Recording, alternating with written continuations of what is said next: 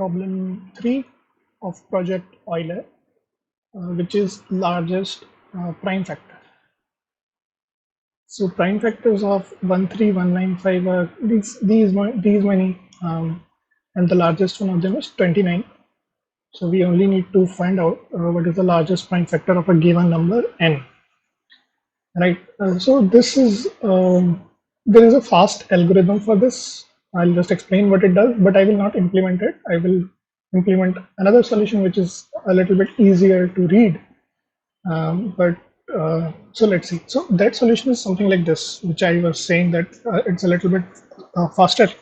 Before that, there is one observation which you need to know is that all the factors, if you want to compute all the factors of a number, you don't need to iterate over all the numbers which are less than that number. For example, if you are looking at 18, let's say, so you might want to iterate from 1 to 17 or basically 18, and you might think that we will have to check for every number, but that is not the case. You can speed it up if you just iterate from a number till its square root. So for 101, you just need to iterate from 1 to 10. Why is that the case? Because square root of n, let's say square root of n be s, so s is the only number for which s into s will be n. So for every number which is above square root, so let's call that number g.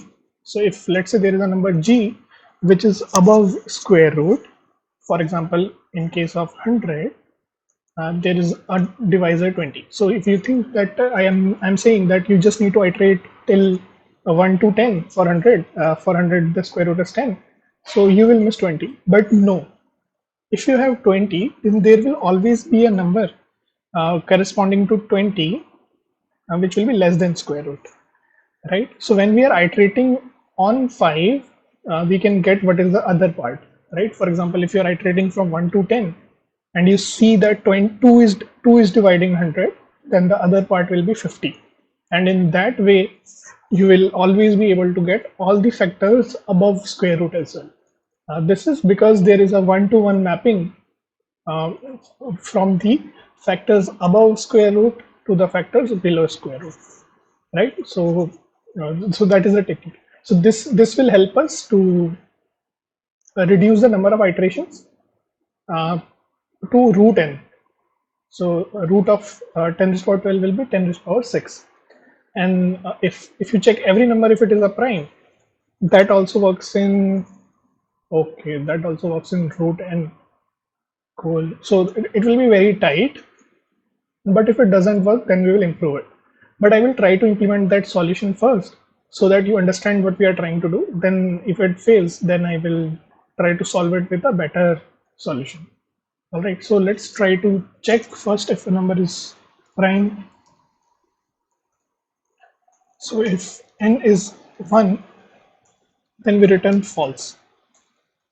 If n is 2, then we return true.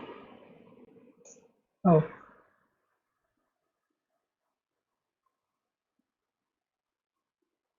okay.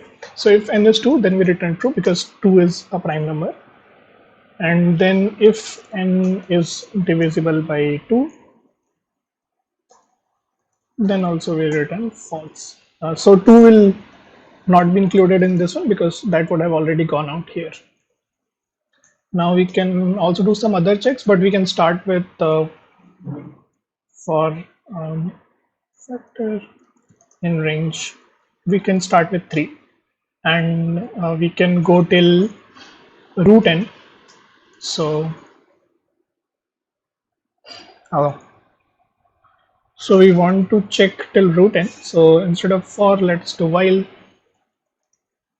factor is equal to 3. So you can do it in Python, but I'm not very good with Python syntax, so I'm doing it this way. So we start with 3 while factor is less than n divided by factor. Right. I'm not sure if this will pass because the complexity here is root n, basically this. So first it is root n, and then into, because checking prime will also take a root of that, so into 1 by 4, right? So this will be 3 by 4, and that will be 10 raised to power 9, and that can actually go out of time limit. So let's see if it passes. If it does not pass, then I will tell you a faster solution. So while factor is less than n, we can increment the factor by 2, because we don't need to check with even numbers, because if it is divisible by even number, it will already be divisible by 2. Is less than equal to, right? So for example, if it's a square of a prime number, then we want that prime number. For example, for 25 we want 5 as well. So this is what we want to do, and if n modulo factor is equal to 0, then we return false, and if it is not divisible by anything, then we return true, right? So we'll just test this function.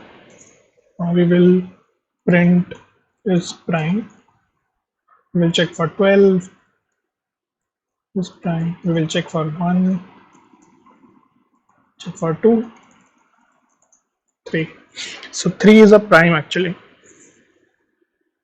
Oh, but factor, cool. So let's do it, and then we check for is prime 5. All right. Instead of that, what we can do is we can do this. For test in range, I want it till 26, because I want to check 25, which is square of a prime. Same thing with 9, but let's check it with till 26, and we will print test comma is prime. So we will check for first 26 number if they are prime. So I'm just verifying my prime function. So let's just run this code. So 0 is not a prime, 1 is not a prime, 2, 3, 5, 7, correct, 11, and 13, 17. So seems to be working fine. So 25 should not be a prime, correct? Got it. So this is prime function seems to be okay. So now we do same thing which we did earlier. So we want to find the largest prime factor. So we do factor is equal to 2. Okay. And then while same thing, while factor is less than equal to n divided by factor, so we are going only till square root, as I explained earlier.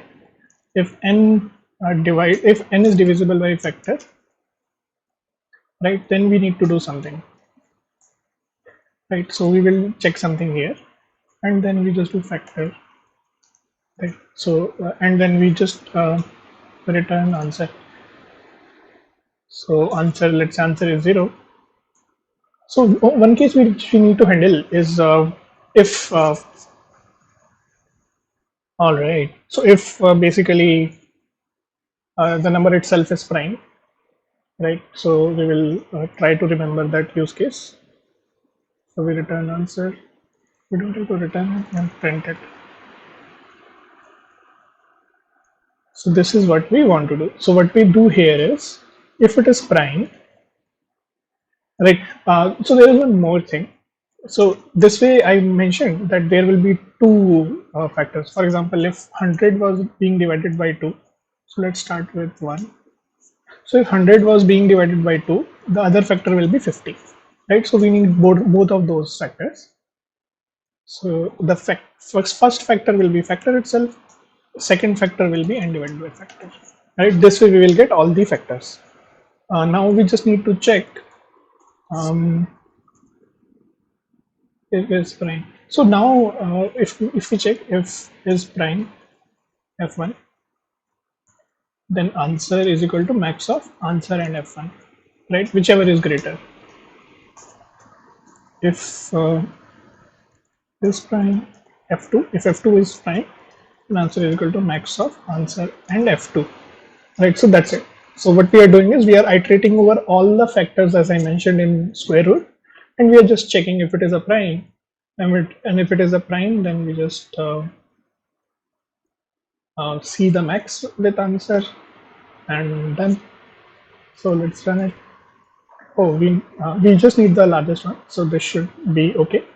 So this is correct, but we need integer divisions somewhere.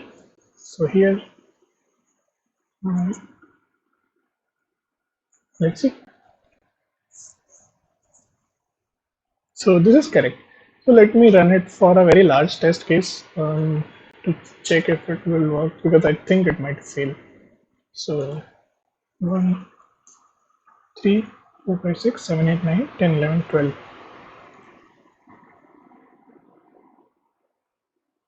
Oh, oh, okay. So it's a power of 10. So we can just add 1 for testing.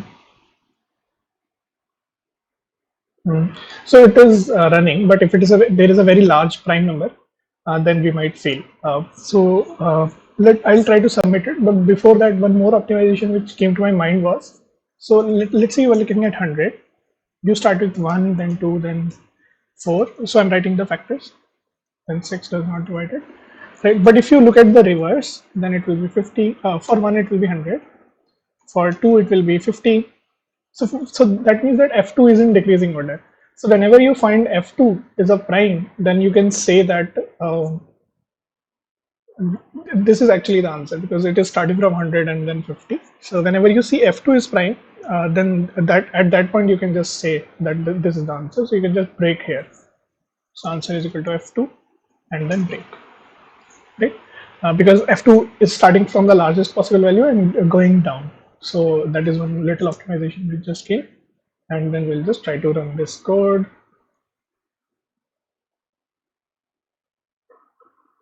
And then we'll try to submit. If it fails, then we'll try to optimize it. Oh, but this passes actually. This should not have passed, in my opinion. But if it passes, then we will leave it here.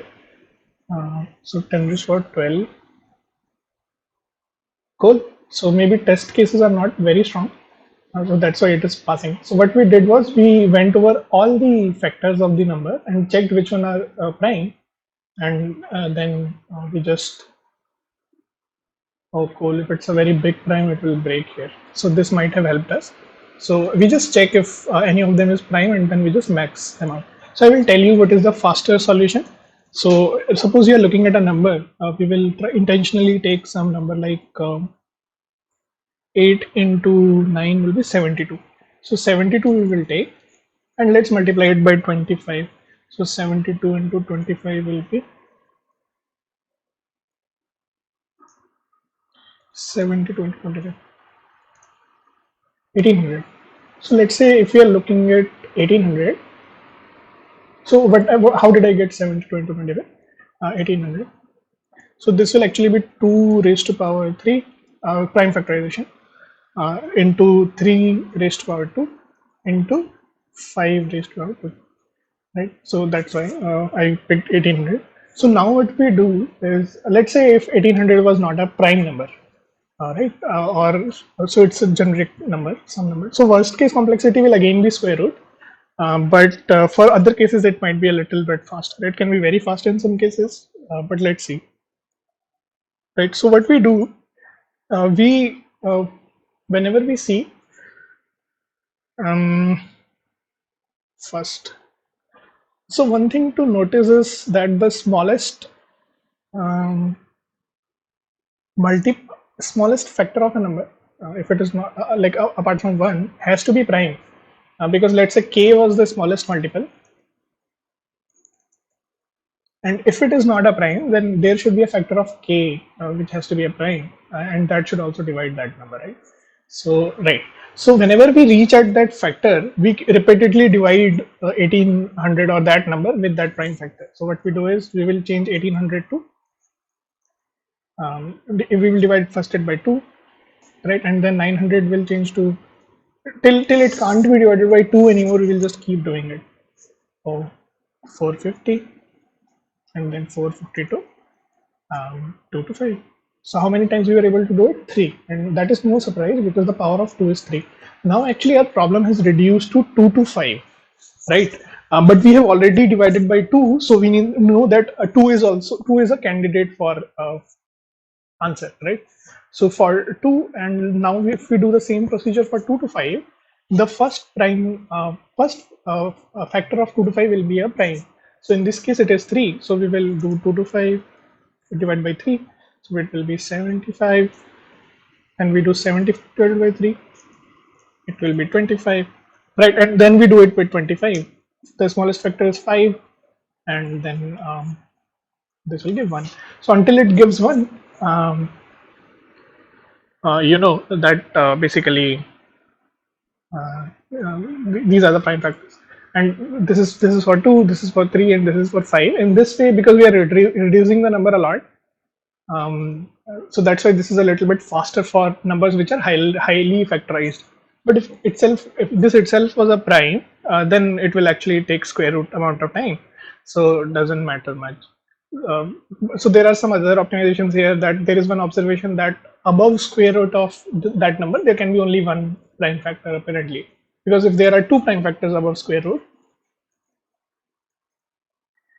it can't be possible, because then p1 into p2 will be greater than n, because both are greater than square root, right? And square root is the largest number for which s into s is equal to n, right? So if there are two prime factors above n square root, then the multiplication will go above it, which is a contradiction, right? So this is one more technique which is generally used to do this prime factorization, but if it is not needed for this problem, I will not use it, right? So this passes, and then if you want to solve the original problem, we just copy this input and we will paste the answer here.